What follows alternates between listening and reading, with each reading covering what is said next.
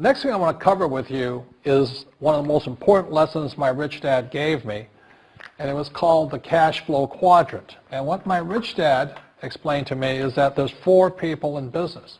One are E's, employees. S stands for small business, self-employed, or specialist. B stands for big business, and I stands for investor. And the thing of note here is that most people who go to school are programmed for the E and the S side. For example, it was my poor dad who always said to me, son, go to school so you can get a nice, safe, secure job. And so my poor dad wanted me to be an employee.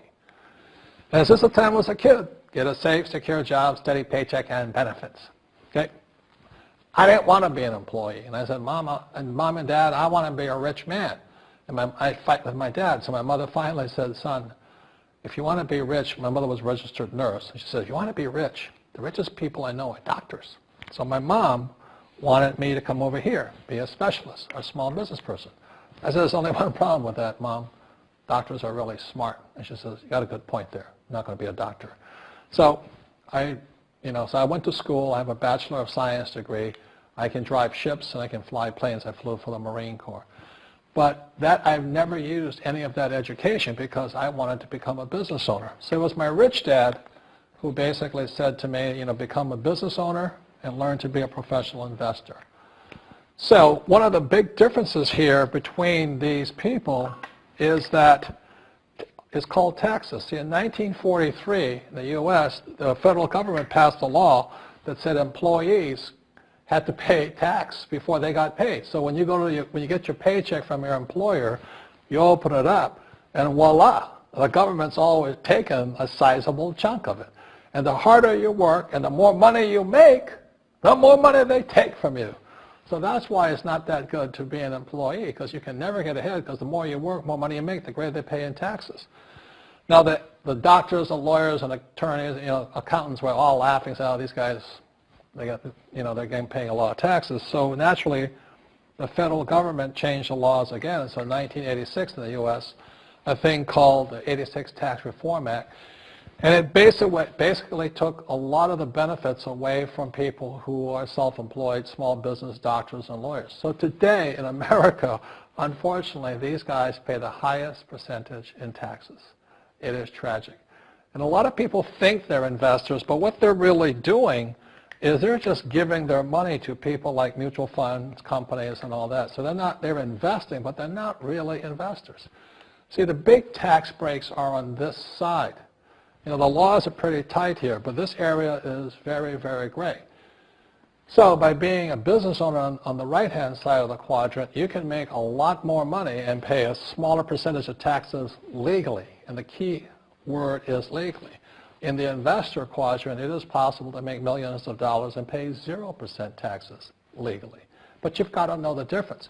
So one of the beauties of business for the 21st century is it allows people to make the transition from the E and the S side to the B side especially. And so you can become a big business owner. And the difference between an S and a B, small business and big business, is most of these guys can't quit working. Most small business owners, if they stop working for more than a month, the business collapses. They don't really have a business.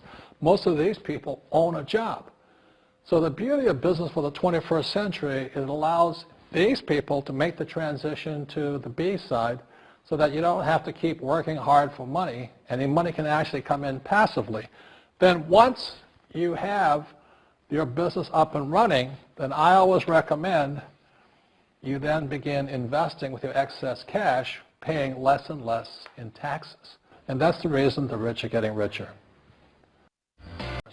So I've looked at many different models, and one that stands out for me is network marketing. And the reason for that, it takes very little upfront cash.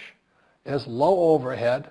You can do it part-time. It means keep your daytime job, but do this part-time. And once the business is up and running, it can generate enough income so that you can move from the left side to the right side of the quadrant. So let me tell you about my introduction to network marketing, because I had a very closed mind to it. Since I can build my own businesses, I said, why do I need a network marketing business? But about 15 years ago, I have a good friend, his name is Bill, And this guy is the best real estate investor I know. He has tons of assets in here. So I said, Bill, why did you start a network marketing business? And his answer was very simple. He says, it's my way of helping people.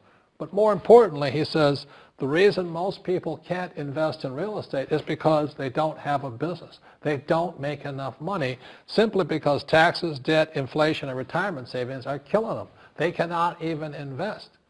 So my friend Bill, who is a professional real estate entrepreneur, he says, I started a network marketing business so the people that worked with me could start their own business and then invest money with him. So with that, I realized then that network marketing wasn't about making money, but it was about helping people to help other people make money so they become financially free. So the beauty of network marketing, I said, like it's very low entry point, doesn't take much money, you can do it part-time. And where you profit is in most big corporations is they spend millions, sometimes billions of dollars in advertising.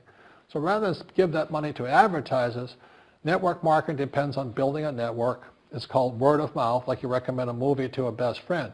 So really, the reason I support network marketing, because it's not about selling.